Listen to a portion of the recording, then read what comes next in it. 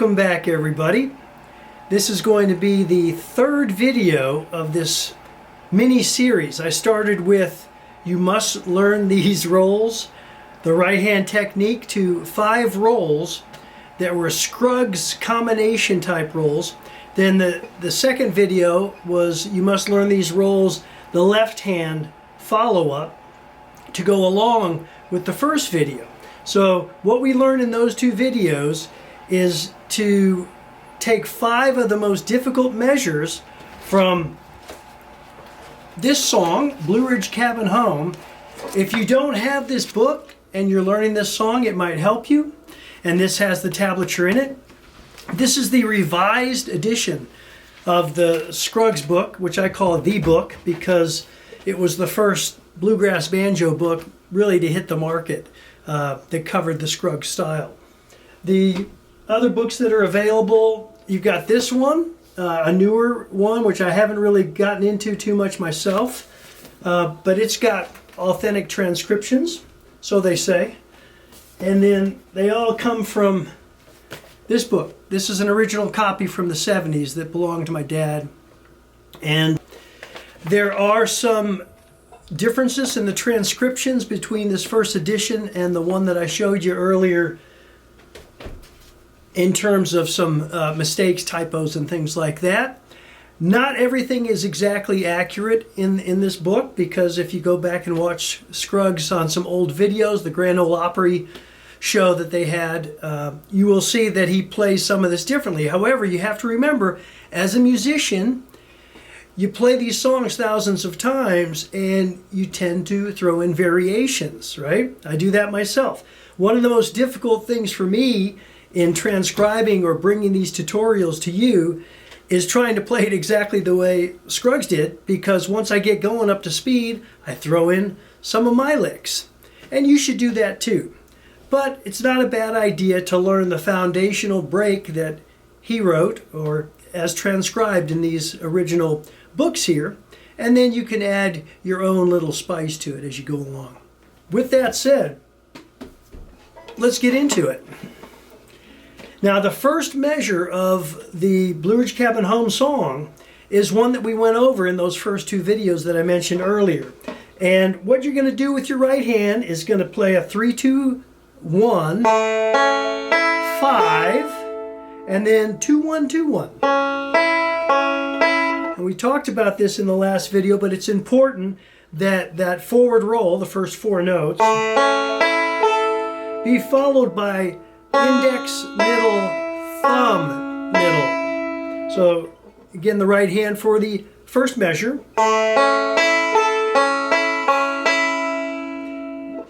The left hand is playing. And then for the next 4, now I'm leaving out a hammer-on that's in this, because the first time he plays it through, he hammers. The second time, he doesn't. It's a little easier to play that 2-1-2-1 pattern without the hammer. So that would be this: 2-1, and it's open. And then you're going to put your index finger down. You could use some other fingers, but because I just did the slide with the middle finger, the index finger should be right in place to drop down on that 3rd fret, 2nd string. 2-1, fret, 2-1. So the whole first measure is 2, 3, 4.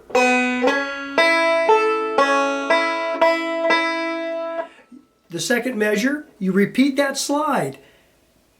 But watch out, because this time you slide and you do a square roll. 3, 2, 5, 1.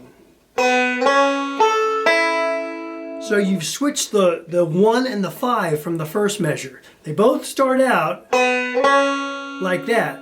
But the first measure will go 1-5, and the second measure will go 5-1. That's the difference between a forward roll and a square roll. Second measure again. Slide into a square roll. Move this finger back down to the 3rd fret of the 3rd string. Anchor your index finger, because you've got to do a pull-off next. If you don't know how to do that, I've got videos on that, as do tons of other teachers online, how to do a pull-off. Now, this is not just a single finger pull-off. which is what I covered in my initial pull-off video. This is a double finger. You're anchoring with your index finger on the second fret of the third string. You're pulling off with your middle finger. Okay, so the second measure again with the slide into the square roll. The final two notes are playing 3-1 with no fingers fretting anything. First two measures, here we go. 1, 2, 3, 4.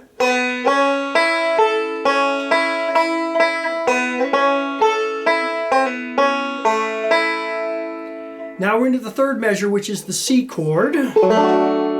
However, you're going to make kind of a C chord, but watch this middle finger. For the first part of this third measure, the middle finger is coming down to the third string. Now why would it do that? It looks more like an A minor chord. Sounds more like one. Well, that's because the melody note is an A. Old mountainside. And that corresponds with old mountainside. So you hear how, when I'm singing it, how that banjo matches up. Now when you're singing, or when somebody's singing, you don't want to be playing the lead break, okay? Go back to my first series on backup rolls, the easiest banjo rolls. That's what you want to be doing when you're playing backup, is just a roll and catching a chord. But I'm singing it just to show you that this is a pretty good representation, what he's playing, of the melody that is being sung. So back to measure 3. With that C chord on the first and second strings, you're going to hammer your middle finger on the third string second fret and play a square roll. 3, 2, 5, 1 square roll. Start that 3-2 again as if you were going to play the square roll, and instead of going 5-1, you play 3-1 the second time. Okay, so that's going to be 3-2-5-1, 3-2-3-1. Sorry, I lifted that finger. That finger stays. So one finger will come off. The middle finger will come off at the end of the measure. Okay, but these two fingers can stay. So let me play that again. The C chord, 2, 3, 4.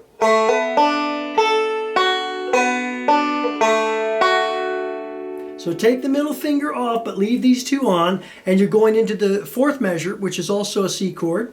And this time you get to hammer the fourth string second fret.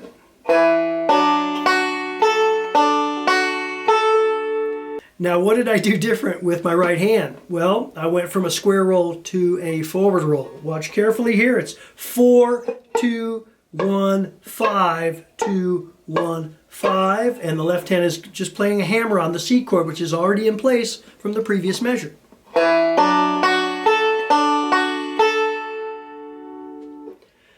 Now we're into a D chord.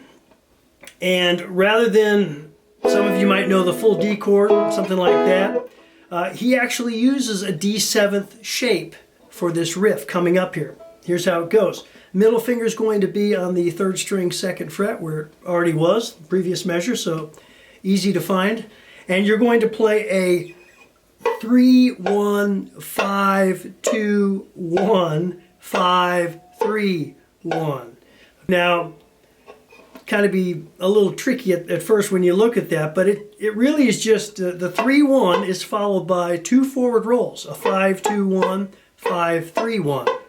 Okay, now there's an odd hammer in here. I'll explain that. I did it in the last video, but I'll explain it again as we go through it.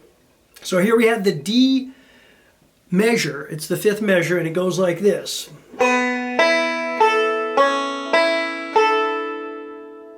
Now I froze there on the 5th note because I wanted to show you that as you go into the 6th note, that 5th string, that is when you hammer the first fret of the 2nd string with your index finger, thereby completing a D7th chord. Let me run it through again because this is tricky. I'm going 3, 1, 5, 2, but I don't hammer when I hit the first string. I hammer when I hit the 5th string. Now you can barely hear it when I slow it down like that, but if I speed it up, and I'll include the last 2 notes, which are 3, 1, like that, actually with the index finger, it sounds like this. You might be able to hear the hammer. Listen closely. Did you catch it? It's kind of tough. If you hammer it on early, it's not that big of a deal. Let's go on to the next measure. We're in this D7 position. Now we have a choice here. We have to get up to the 4th fret of the 4th string, okay? For me, I'm probably gonna reach up with my pinky and just hold this position, this middle finger on the 3rd string, 2nd fret, into this. Okay, it looks kind of awkward, but and by the way, we're going into a forward reverse roll, which I call an up-down roll. Scruggs, as you'll find if you read the early pages of the book here, called that a reverse roll, but we call it a forward-backward roll.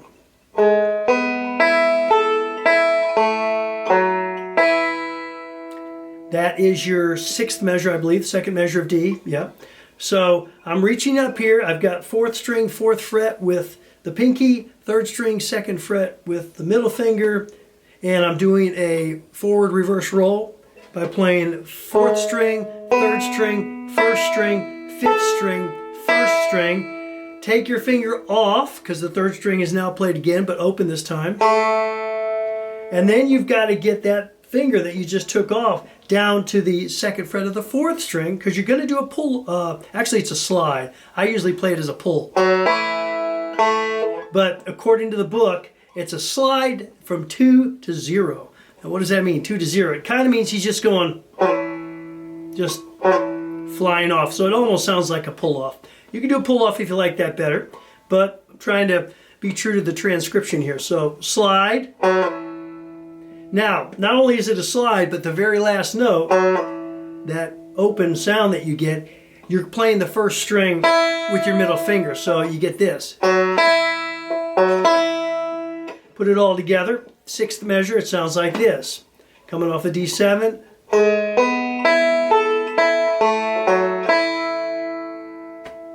Then you have the 7th measure, you're back to G. You're almost finished with the 1st half of the verse, okay? So stick with me here because the 2nd half of the verse is very similar to the 1st half. Interesting though, he does that pull, or rather the slide into nowhere. And he hits the 4th string again. Why is that? Don't we always hit the G string? Resolution, right? It's a G chord. Listen to the melody again. When I was a lad. Hear that? Lad. That's a D note. That's why you're going to the D. So instead of something like, you go. So you're hitting that D note at the beginning of this, the 7th measure. Hit it. And then you're doing a classic Scruggs riff. It's the 5th string open, slide with the 3rd string from the 2nd fret to the 4th fret. And of course you play the 1st string as you finish that, as you did early in the song. 3rd string open, hammer with the 1st string playing on the hammer. And then you resolve to G. So it kind of holding off a measure. Now there's no melody note on that G, by the way, but that's a resolution back. You're back in the G chord. You're letting the listener know we're back into the G chord. When I was a lad,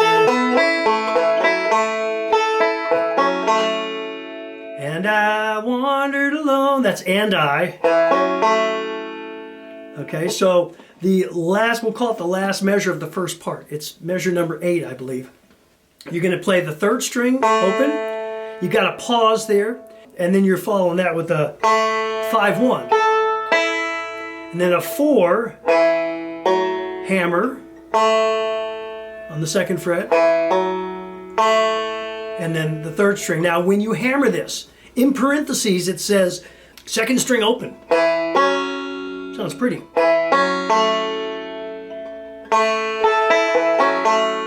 Nice, huh? You don't have to have it though. If you don't, it would sound like this. That's okay too. Now we're starting the 2nd half of the verse. Very similar to the first. So you've got most of this down now. If you've made it this far, congratulations. We're going to do that slide again with a forward roll as you did on the first measure. Exactly the same as the first measure. This time, no hammer. And that's what I taught you in the first one because it's just easier than putting the hammer on there. The second measure, same. 2-4 again. Square roll, right? Get down to here for your pull off. Same. C, same thing for the C.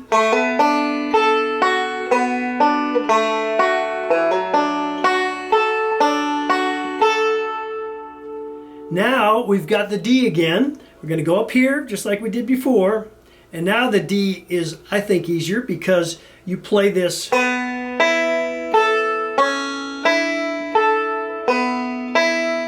rather than holding off on that hammer until you hit the 5th string. You're actually going to hit it where you would expect to hit it, which is as you play the 1st string with it. Let me explain. The right hand is going 3, 1, 5, 2, 1, 5, 3, 1. Exactly the same, I believe, as the previous time. But this time you're going to go. You're going to do that hammer when you play the 2nd string. Finish off down here with the 3rd string. And then now we've got this stretch again. But this time, instead of leaving it in place, you can actually take your whole hand off. If you want to get that with your ring finger, if you can do that, if that's easier, it'd be, you could do that. For me, I'm just going to reach up with my pinky.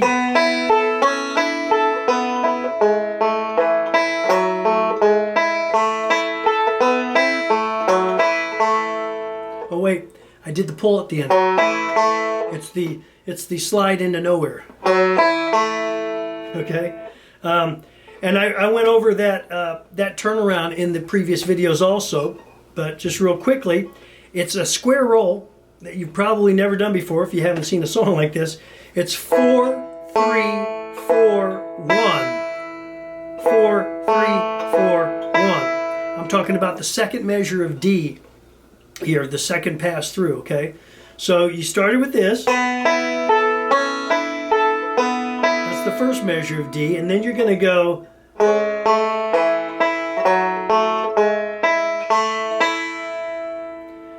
and then you're back to the G.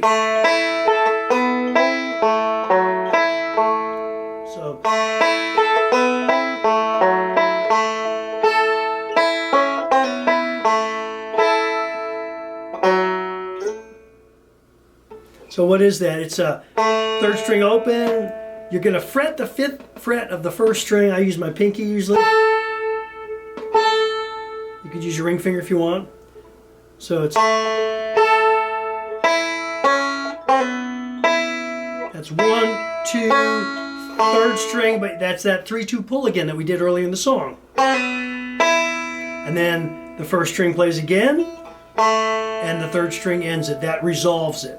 And then from there you could do all kinds of different filler. What they have here is interesting. They've got an 8th note, a pinch for an 8th note, which is tied to the next 8th note. That means you don't play it the 2nd time, but you count it. So it'd be 1 and 2 and then they've got a 4th string 2nd fret, but you slide into the 5th fret, and that gives you a G. So you're kind of starting the next measure on a G. Let's try it all the way through from the top at a slow pace. If you're having trouble with the section here, stop, or play through it and pick up where you can play the song. But I tell my students it's a great idea to break down that small little part that you're working on. This is a great song for taking this measure of, typically you have 8 16th notes, right? In a measure of 2/4, it's called. Okay, 8 notes, and they're blocked off into 4s, which is very convenient for us because if you're having trouble with it, look at the block of 4, and then try to put those 2 blocks of 4 together, and then, as you build it up, as I've said before, you build up these chunks. Okay. So here we go. Try it all the way through. 1, 2, 1, 2.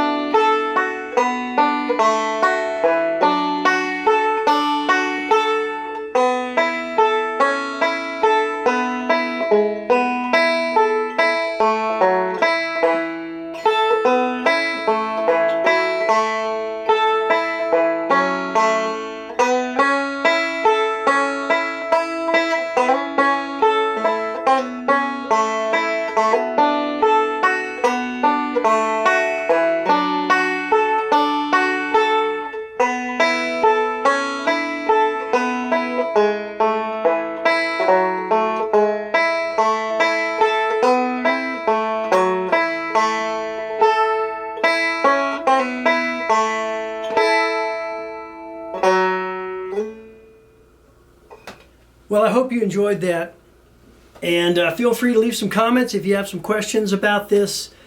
Like I said earlier, it's a great idea to get hold of these books. You can find them online used for cheap, and it's worth looking at early, even though you don't want to play it exactly like this your entire life, unless you want to be an Earl clone, I guess.